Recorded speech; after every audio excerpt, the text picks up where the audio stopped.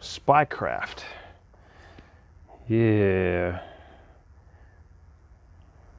Espionage. Black Ops. That's going to be cool. That'd be pretty neat to run. I hadn't run something modern in a while. I want to go sci-fi. Do something like Starfinder. It's not Star Wars or Star Trek. Its own universe. That's kind of cool. Ooh, Primeval. Dinosaurs and time travel. Oh, that's got to be cool. Oh, yeah. Oh, that'd be pretty neat. I think I might do that next.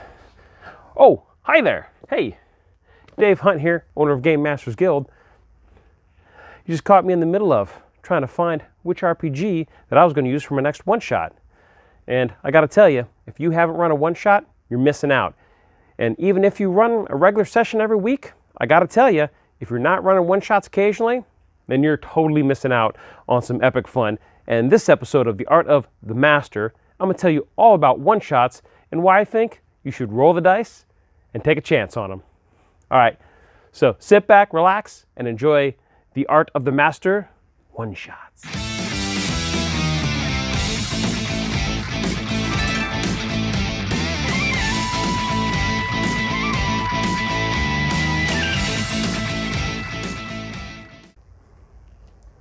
All right, so what is this one-shot anyways? Well, a one-shot is basically a one-and-done adventure. At the start of the evening, you start it, and by the end of the evening, it doesn't matter if it's a 2-hour, 4-hour, or 8-hour session. At the end of the night, the adventure is completely done, and you guys don't pay any attention to it afterwards. It's basically a short story for role-playing games, and that's a good way to look at a one-shot. It's a short story for a role-playing game. Now, let's first look at why some people don't like one-shots, because I've got some friends who aren't really big on one-shots, and that's because they make a character and they want to play with that character continuously throughout the adventure. They've got a background for that character, they want to build up their character, and they want to continue to enjoy that particular character. And also too, with a one-shot, if a player only has a certain night of the week that they can get out and play, well, if they had to do either just a one-shot or a continuous campaign, most players will usually go for the continuous campaign.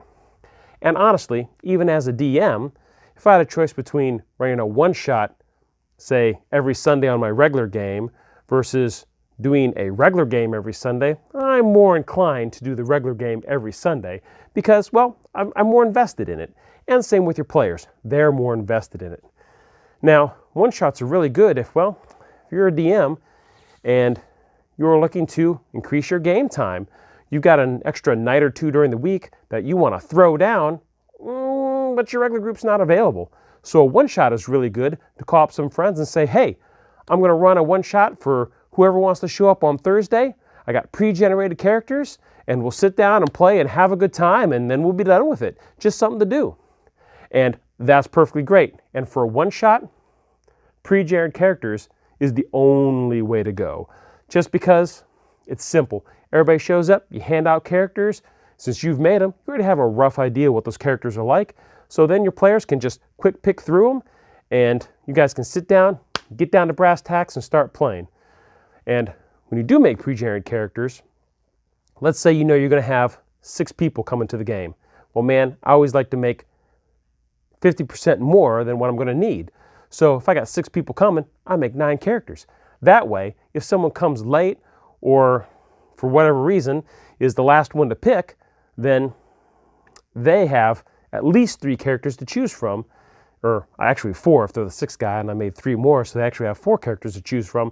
So that way they don't feel like they get stuck with the leftovers or the worst character. You don't want anybody to feel like that, so make a few extra characters. And that way, you know, if there's a few extra spellcasters or investigators or SWAT guys, you know, then you got them, no problem.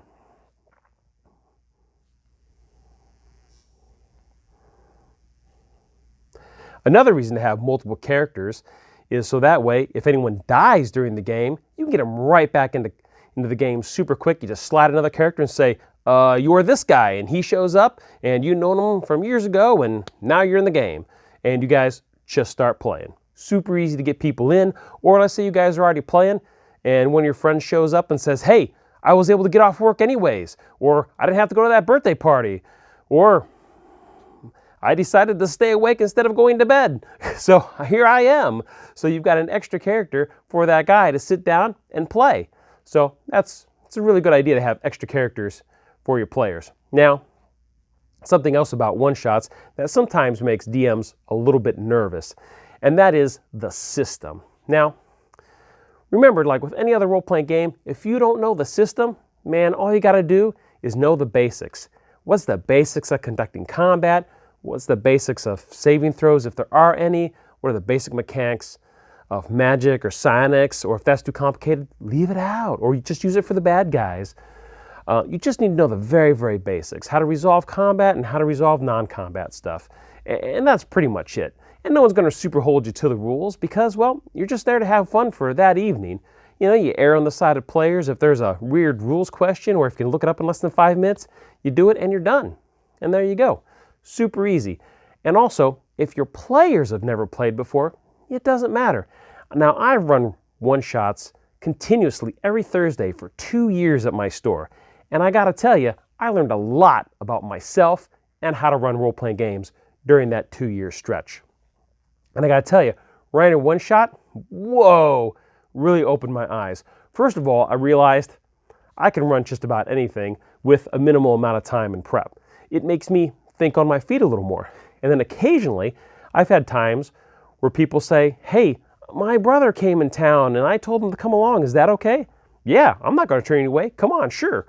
Or if someone else shows up, I thought they weren't going to come, they called and said they're going to cancel, and they show up last minute. Hey, do I still have a spot? Well, I've already added an extra person, which was you anyways, and you're only technically a +1. Oh, sure, why not? Maybe someone else shows up. Oh yeah, sure, come on in. I've added people to games before. Went from a planned game of 5 or 6 to 8 or 9.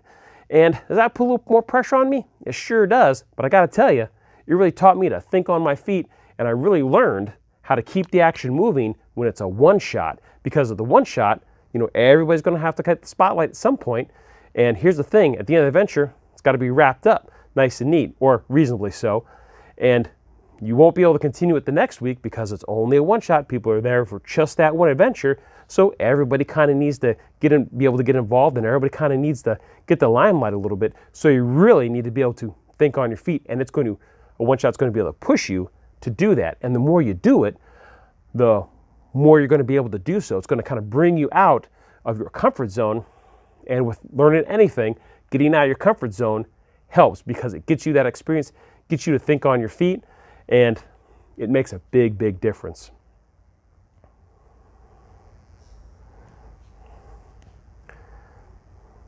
One-shots really have helped me with my pacing. That way I know that, let's see, 3, 2, 1, go. One-shots have really helped me with my pacing, so that way I can get the game going, I can get moving along, give out the details I need to give out, keep the players engaged, and get the players the spotlight that they need so they feel like they're actually part of the game. Now, something you're probably going to worry about is you might not know the rules very well, but your players won't have any clue about the rules, at least if it's a game they've never played before. If you have somebody there that has played the game, oh, that's going to be nice because they're going to be kind of able to help you out kind of with the rules and let other people know kind of what to do and what not to do and what to roll and what not to roll and win. And that'll be kind of nice if someone happens to be at the table that knows the rules of the system that you're running. If not, man, you're going to have to know it. But again, if you just know the basics, no one else at the table ever needs to know the mechanics of the game, because the mechanics is not the most important part of a role-playing game. Sure, the mechanics help you have a fair and impartial system to keep the game rolling and to decide what happens. But honestly, at the end of the day, all you got to do is say, all right, this happens, roll a d20. You're going to attack, roll a d20, roll a d4. Is there damage? Do a d6. Whatever it is they need to do, you just tell them what to roll. And I've tried at my one-shots to sit there for about 15 minutes or so and drone on about the rules and, you know, well, damage is usually this, there's these die, everything works with a d20, et cetera, so on and so forth. But I found that the most effective way for me to run a one-shot with people who don't know the rules is to focus on the story and just say, all right, on this character sheet right here, I need you to roll these 2 10-sided dice. You're trying to get the lowest percentage number possible in order to succeed. Go for it. They roll, you translate the numbers into whatever result you need to transfer them into, and you keep pressing on with the game. Now, inevitably, some people at the table, the rules just aren't going to click with them. Other people, it will. And those people will, again, you'll be able to lean on them, and those people will be able to jump in and say, oh, yeah, remember, you got to roll the D20 for the saving throw. Oh, okay. And a lot of times this happens spontaneously, so you don't even have to do anything because the other players are eager to help the others at the table know the game and know what to roll. So super easy, very nice, and you'd be surprised how often this really happens. But even if it doesn't, that's okay. Again, all you got to do is tell the players what they need to roll and win. You translate the results, tell them what happens, and continue on with the story. Super, super easy.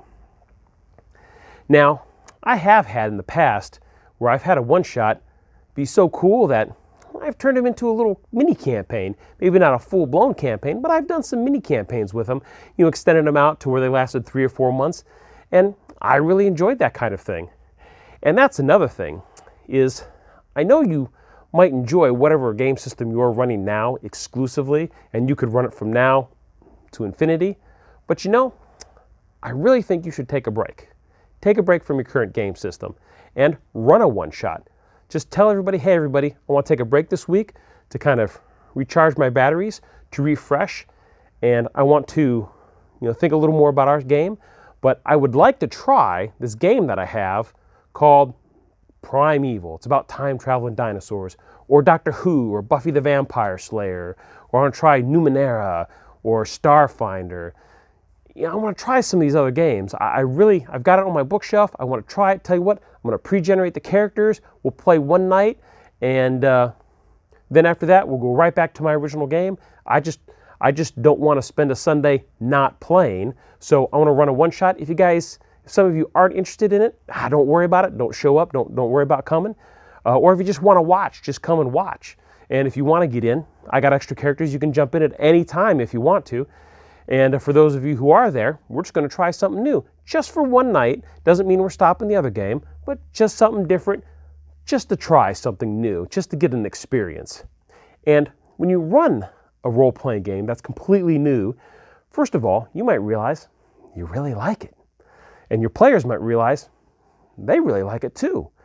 And even after I had with my brother-in-law and some of his friends, so my brother-in-law, John, he introduced me to 3 of his friends whom I had never met before.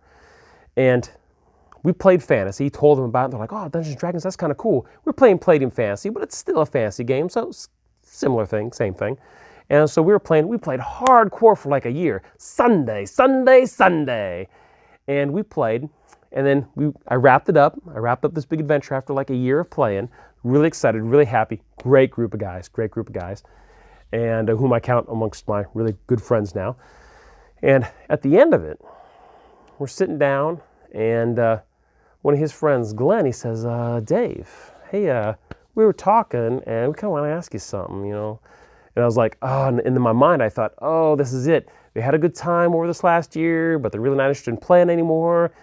And I thought, well, at least we had a really good game. I'm really happy, and I hope they enjoyed it. It seemed like they did, because they're always eager to be there. And we'll come to find out, they didn't want to stop playing. They wanted to see what else was out there. They were like, well, we played fantasy, and it's real fun, but is there something else we can play? A different setting, a different genre? And I was like, why, yes, let's talk about it. So we spent the evening talking about other game systems and other genres and what they might be interested in. And then, of course, we went to a Heroes game. There was a zombie game later. And all these games lasted for about a year. And honestly, a year's worth of game time, that's a lot of playing. Oh, heck, man, even once a week for 3 or 4 months is a lot of game time. Even if you only get every other day, that's still, or every other week, that's still a lot of game time for a small campaign. It really is. And I know there are guys out there who've run their fantasy game or their science fiction game or their horror game nonstop for years and decades, and that's super impressive, and I think that's really awesome. But also, too, I think it's nice to, dabble in something else, dabble in another genre, And I feel that, first of all, as a game master, by trying these other systems, I've got to experience something new every time, new techniques, a new flavor, and all these things can reflect on whatever game I go back to. So every time I run a hardcore, like Lovecraftian horror game, every time I run something sci-fi or modern, some of that still sticks with me when I go run a fantasy game. Does some of it directly translate? No, but elements show up in my fantasy game, and it's very easy to have a fantasy equivalent of a special ops team or a Lovecraftian horror scenario for a couple of sessions in your regular fantasy game. And you could really do this, and just the experience of these other games can actually have a positive effect on the game you're currently running. Plus also, by running something completely different, you can very loosely prepare for the game. Everyone has not as maybe not as high as expectations. I shouldn't say that. I'm not trying to downplay the one shot or make it seem like it's something can't be serious or that it's not fun. But it's more relaxed because everybody knows it's only one night. So it kind of doesn't matter what happens. If our characters die, great. We can try some different things we've never tried before. And in that kind of environment, it really allows you to kind of stretch your imagination, stretch your mind, and stretch your character, and just experience something brand new. And I think doing that is really helpful. And again, I don't think it lessens your regular game at all. And I think it's actually really good. It's literally a break without taking a break from your regular game. And again, as Dungeon Master, you can easily, just like, once every 6 months, maybe once every 3 or 4 months, just do a one-shot. Once a year, do a one-shot, something different. Maybe on a holiday. Like I know a lot of people do Christmas and Halloween kind of games, or Valentine's game, or even a game celebrating the 4th of July. They work it into the current game that they're running. But why not, if you're going to run something for Halloween, why not set aside your normal game and run a completely different system for Halloween? Do like a Star Wars horror or Starfinder horror, or use Traveler and introduce horror into that, or play the Alien role-playing game. Now there's an idea. Now if I've seen a sci-fi horror game, that's going to be it. So, and you could do that, and you guys could have a whole lot of fun, and every year, everybody might look forward to the Halloween game that no one knows what system you're going to run until they get to the table. I think that's a great idea. And again, it doesn't take away from the current game that you're running. And if your players want to take a break from the game that you're running, maybe they'll ask you to run something. And if you don't feel like doing it, as a DM, you should still not penalize them, which I don't know many DMs that do that. But if someone want to take an evening off, take a break, and go play a one shot in another game somewhere, man, don't sweat it. Let them, because they're going to come back to the table more excited than before, and they're probably going to have very interesting stories that maybe you can go, wow, I can riff off of that. That's kind of cool. And that's another thing, is riffing off these other adventures, these other game systems. It's great to be able to do that kind of stuff. Now, don't get me wrong. My fantasy game, I love running fantasy. A lot of people love playing in fantasy. It's really easy to do, and I can go forever with it. But it's just something about playing another system that, again, is refreshing and revitalizing. Now, again, one-shots, you don't have to put effort into it. You don't have to put a lot of work into it. Just sit down and have a good time. And that's really the whole thing, is sitting down and having a good time with your friends always. And role-playing shouldn't be difficult at all. But again, playing these different systems can, I think, really broaden your horizons as a Dungeon Master, and can do the same for your players, because then it gives your players a chance to play something that they don't normally play. If you got a guy who's always playing the Paladin or the Cleric or the Barbarian or the Thief, maybe if you guys go play Starfinder or Primeval, maybe now they're going to like, well, I'm a rogue in our D&D game, so I'm going to play the Starfighter guy. He's not roguey at all. That's cool. And I've seen people do that. Like, what? Is there a wizard? No, there's not a wizard in this game. Okay, I'll play the spy guy. He's cool. Or maybe on your one shot, you make everyone have to play a dwarf, or everyone has to play a wizard, or everyone has to play part of this special ops team, or they're all spies. And that's another good thing about one-shots, is you can make really unique groups of characters that your players might not normally do. You might have a whole group of wizards investigating a murder, which I've done before.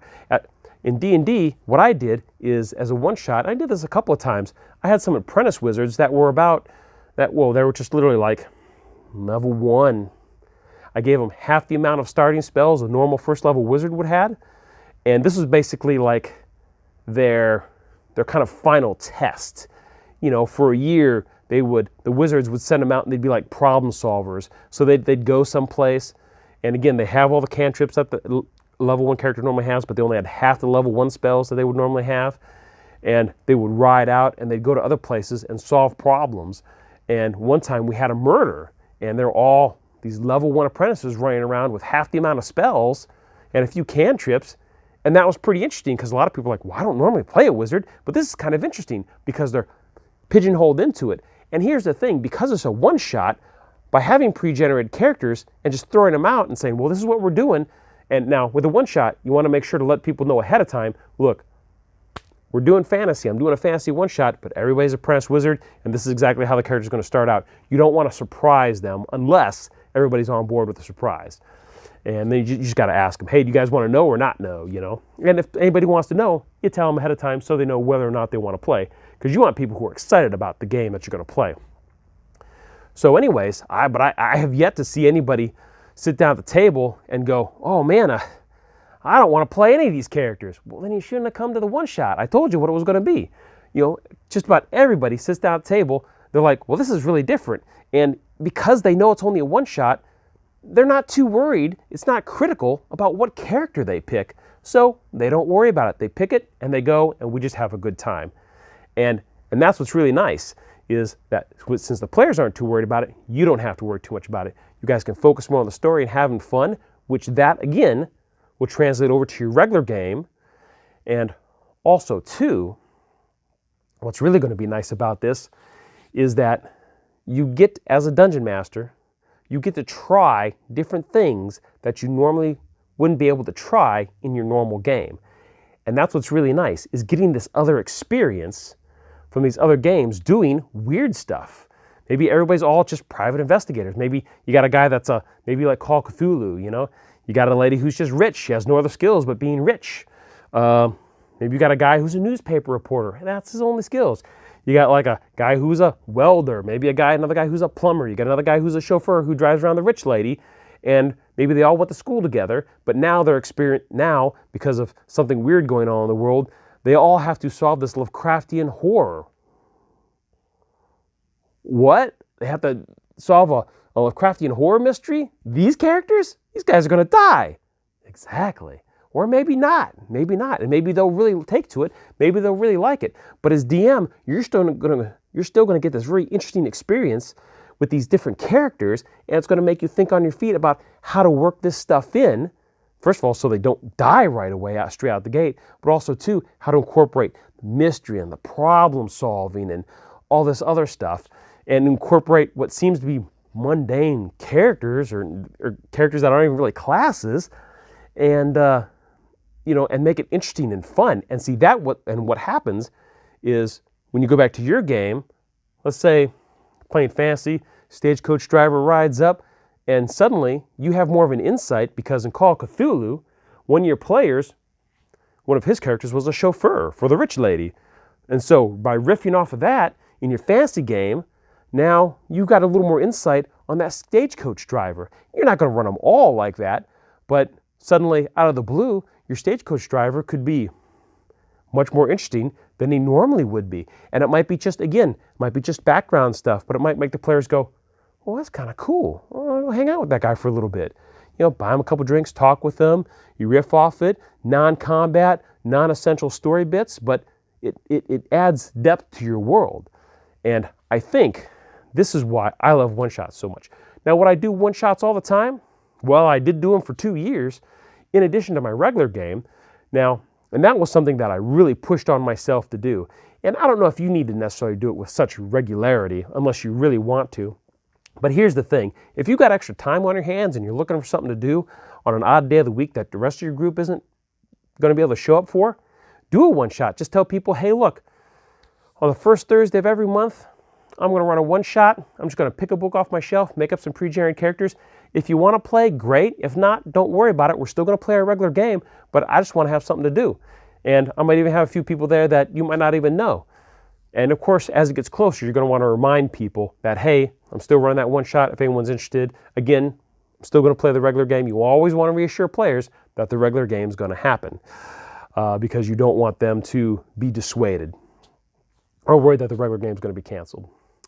So anyways, that is my really long-winded episode of why I think you should run a one-shot. Doesn't matter if you're a player, you should go play in a one-shot, and you should play in as many as you can. And if you're a DM, you definitely need to run some one-shots because it's only going to help your game, and that can actually be quite refreshing. So again, thank you for stopping by at the Art of the Master. And I'm David Hunt, owner of GameMasters Guild, telling you stay safe, play one-shots, and I'll see you real soon.